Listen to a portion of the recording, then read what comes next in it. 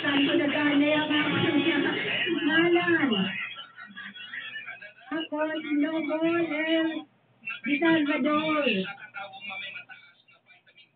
Na may contact number na 0908 2931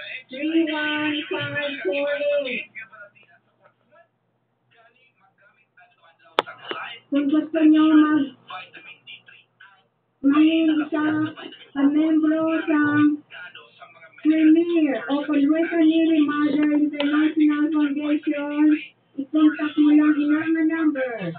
0908 2931 o kung sa amon man nga opisina ang numero nga 508-40-43 Liwat 508-40-43 Maaari kami karoon sa DYSI Superadyo tungod ay may handong kami na magbulig sa foundation sa pagpamaan o pagpalibalo sa advokasya na mo ang pagpatupad sa 1987 Philippine Constitution. Namugid ang number 1 ang preamble. Ang kaduha ang Article 59. Masabihin ang bawat Pilipino makaagom sa standard of living. At ang ikatlo amo ang Proclamation number 3. Hindi na kami magduha-duha, kundi makuha ang hatag na benepisyo sa inyo. Isipon natin ng Pilipinas manggaranon. Pero kung hindi ka magpati, wala ka ginapili. Sa kanta na daan na ako ay Pilipino. Kaya na isip natin, pag napadaluman natin nila nga kanta, may subto nila na dito natago ang kayamanan ng may kapal. Ang Pilipinas dali manggaranon. Inilamang kita manggaranon sa naturalisa na pilak ukon ginto. Kundi labang sa tanan, manggaranon kita sa tanan na bagay. Diri sa aton lungsod makita ang nagakalain-lain nga isda na hindi makita sa ibang na lugar. Sa kasapatan, kapistisan, gani manggaranon kita by nature. Iningan manggad dapat ipaambit sa bawat Pilipino. Kay may isa katamo nga din dapat o kung maging pili ang Ginoo. Abot lamang siya ng instrumento sa paghatag sa bawat isa sining benepisyo. Ginauyatan ni Recanary Mother International Foundation pag ni Prince Artist sa The Voice for Global Solution on Poverty Association.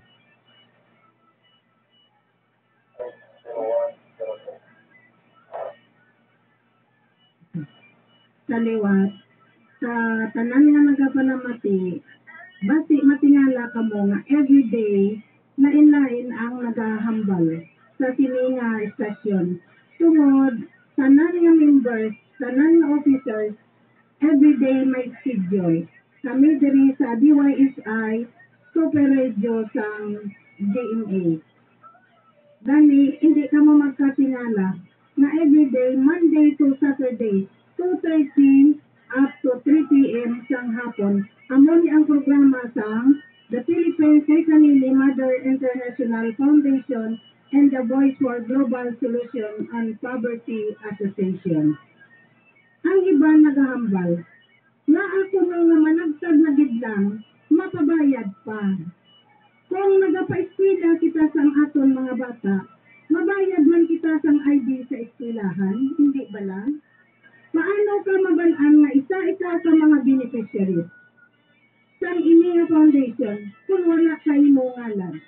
Paano ka makaklaim nga ikaw isa ka inhabitant sa Ininga Foundation kay wala ka makaparegister? Halimbawa, maka-withdraw ka ba lang sang kwarta mo kung wala ka sang account sa bangko? Amo ni ang halimbawa iya. Kinahanglan naton magpa-register, magpa-member para ipakita sa sambayanan Pilipino kag sa giver sini nga foundation nga kita nagakinahanglan sang bulig. Agud makita nga nakaparehistro ka, isa ka sa Pilipino nga nagakinahanglan sang bulig para sa imo nga pangabuhi. Isa ka sa mga beneficiaries nga sigado, kinahanglan mo ang bulig. Kundi mahatagan ka, tungod may ngalan ka, may ID ka, nakaparehistro ka sa Sininga Foundation. Gani, hindi na yan Sininga, hatagan ka lang na wala ka sa ngalan. Hindi na yan pwede. Kinahanglan may ngalan ka. I-present mo ang ID mo para mapamatudan na nagparehistro ka, na interesado ka sa Sininga Foundation. Gani mga utod, kami subong, naganagaw, nagahambal sa radyo, naga-inform sa tanan nga tao, hindi lang kay isa, bilog nga Region 1 up to Region 12 ini, hindi kay Region 6 lang. Pero diri sa Region 6, diri nakita ni Princess Recanili, nga 40 gid kadamo sang email. Gani, gina-priority agad ang Region 6. Kag dira sa Antique, madamo man nga salamat sa mga leaders nga perti man sa pisan kag manindigan sa ila sarili. Tungod ini nga foundation, may batas nga ginasandigan. Wala kita sang tao nga ginalapakan. Ara kami nakakadto sa DILG, sa Capitol, sa mga NBI, may mga permit kami. Nakaregister sa SEC, may mga team number, ang giver team. Gani, hindi niya lahog-lahog lang ang foundation. Hindi ini lahog-lahog lang nga pagkahambal nga amo ara dayon. Ginaproseso sang maayo para ang tanan nga nagakinahanglan mahatagan sini. Kaya kung hindi nila gustong ihatag sa sambayanan Pilipino, gintago na lang nila ini. Nagpamartidahon, pero hindi sila kay gusto nila, they love Filipino people. That's why, ginisip nila, nga, silap sa ini, kay kung ini nga amalantad kami sa radyo, hindi kami maglantad sa radyo, hindi kami magwa sa newspaper, kaya kamong malagok niya, pero hindi yan lantad sa tanan, wala sang ginatago, wala sang ginalikom, kag legal nga proseso. Amo na, hindi ka mo magpangduwa-duha. Sa tanan nga mga banwa, sa tanan nga mga barangay, sa bilog nga Western Visayas, sa tanan nga nagpa-member, nagpasalamat naman kami sa inyo tanan. Tungod, kaya nagpati ka mo, nagtiwala ka mo, sa mga tao nga nagpalapit sa inyo. Kaya ina sila, wala ina sila sa sweldo, volunteer lang ina, tanan kami dirihalin sa pinakataas nga leader, at sa inhabitants, wala kami sa sweldo, wala kami sa ginabaton, personal namon ini nga gasto sa amang kaugalingon, tungod gusto namon man makabulig sa parehas namon nga mga Pilipino. Dani, mga utod ko, kag mga kaabyanan, sa tanan nga nagtiwala, madamo gid nga salamat sa inyo. Basta subong, sige pa niya ang amon, tungod para malabot ang 117,000 Filipino people nga gina-required sa Ininga Foundation nga ila tagaan.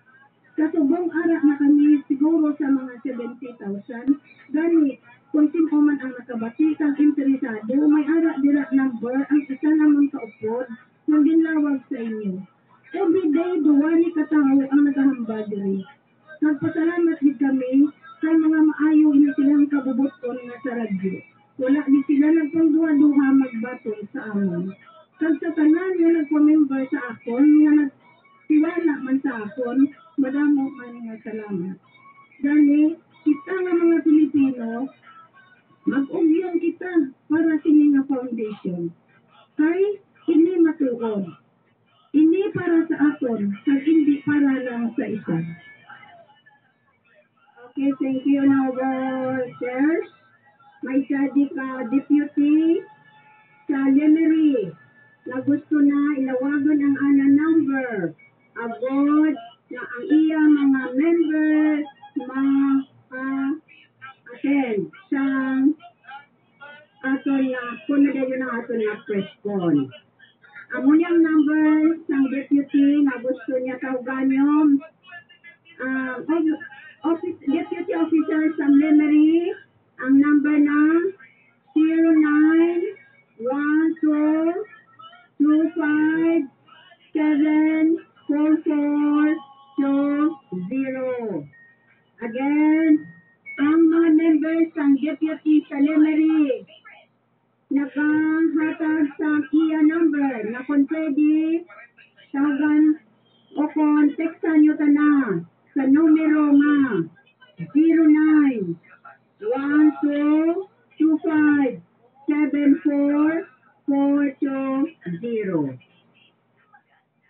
Okay, padayon kita sa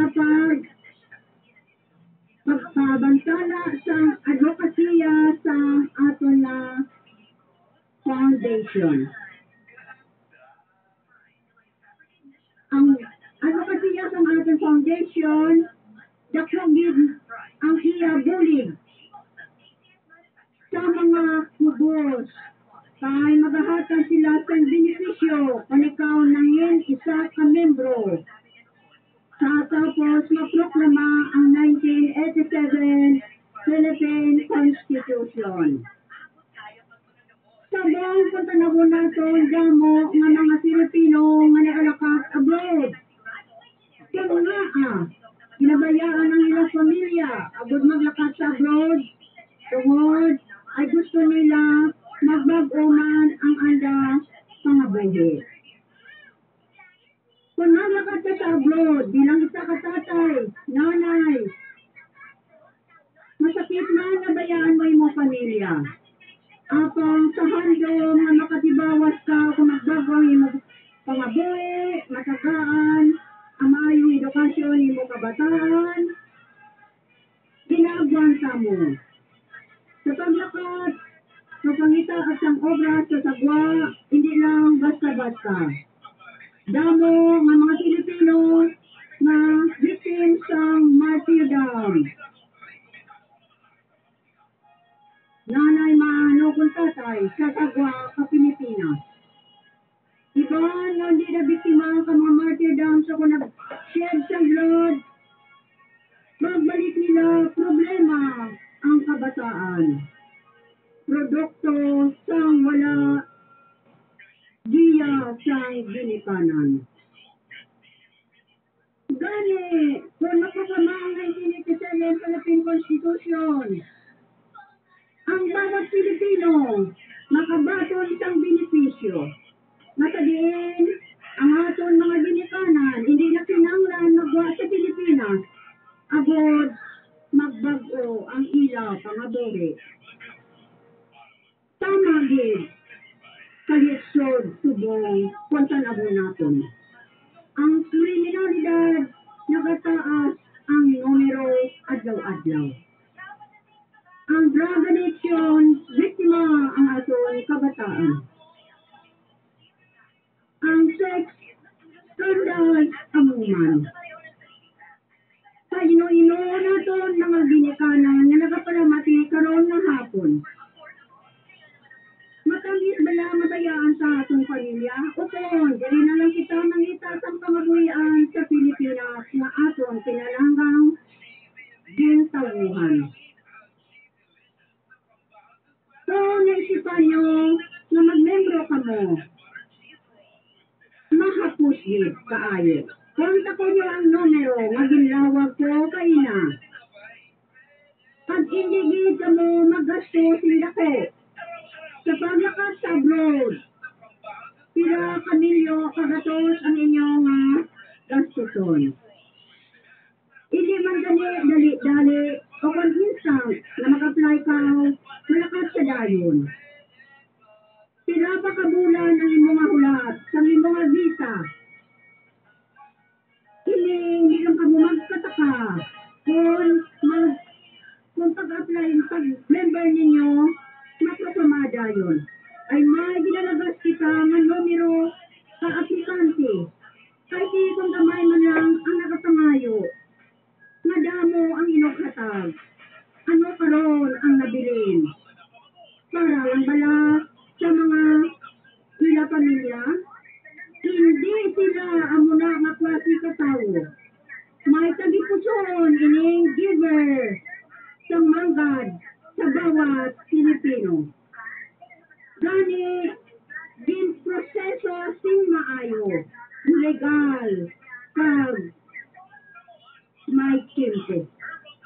Hindi ini-instant, ang kabuhi subong mahilig kita sa instant. Instant noodle, instant coffee, kung ano pa da ng mga instant. Pero ang Rekanilimaga International Foundation of the Voice for Global Solution, bisan hinay-hinay lang ang kagawian, pero sigurado. Gani, ginaimbitagid ka mo nga sa mas madali nga panahon, magkontak ka mo sa numero nga ginlawag ko sa liwat 0908-2931-548. Ukon sa opisina man, dira lang sa Ardiger 508-4043. Mga kababanwa, kagkasimanwa, kagkababaryo ko,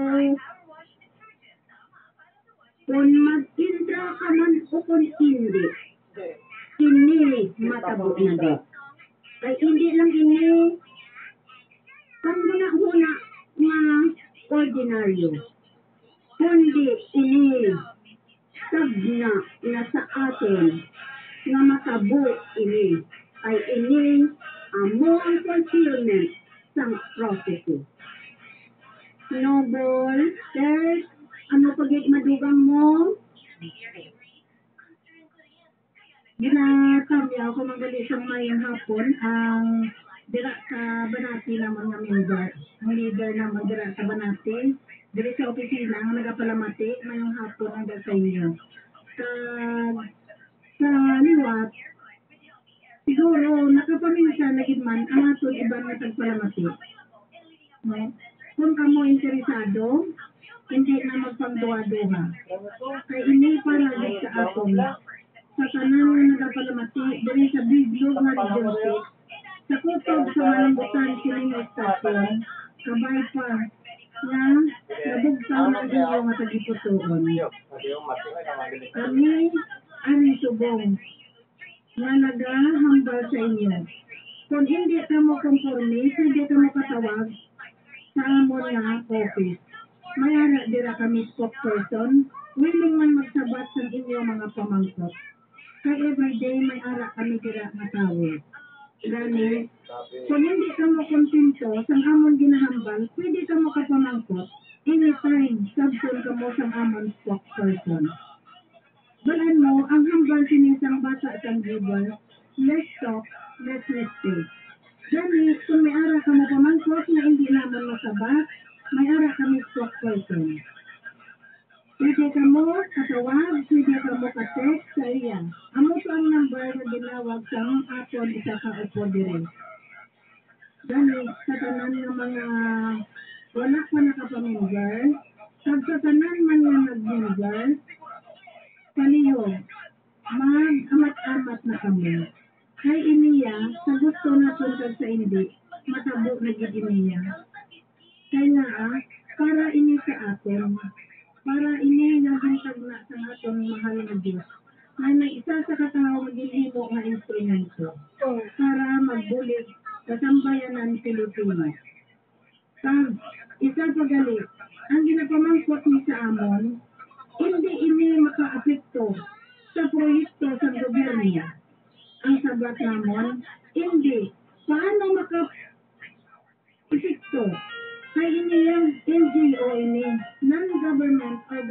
istasyon. Mabulig pa ini sa aton gobyerno. Gani, makahagan-hagan man sa kapigaduhon sa mga sambayan ng Pilipino, kag makahagan-hagan man sa mga hindi manami nga mga influensya diri sa aton sa syudad ng Iloilo. Wala na duro sinising may mga maadik pa dira, wala na siguro sang gutom, wala na sang mamroblema pa sa ginakalanon sa matag-adlaw matanan. Kaya ang importante sa aton, ang pagkaon, kag ang pag-eskwela sa aton mga bata. Kung ikaw isa sa mga beneficiaries sini, nga nakapamember ka, di may sabat gid ang imo problema sa sulod sang balay mo. Gani, sa wala pa kami makatapos, gapangayo gid ako sang madamo gid na salamat sa sini nga istasyon. Kay sila ang una-una nga istasyon nga naghatag sa amon sini sa kahigayonan nga makahambal diri on the air sa ilang istasyon. Wala gid sila nagpangduha-duha, wala naman sila nagduda sa amon pagpalapit namon, dimbato nila kami dayon. Kaya sila mismo, hugot sa balatyago nila, na nagapati man sila sa sininga foundation.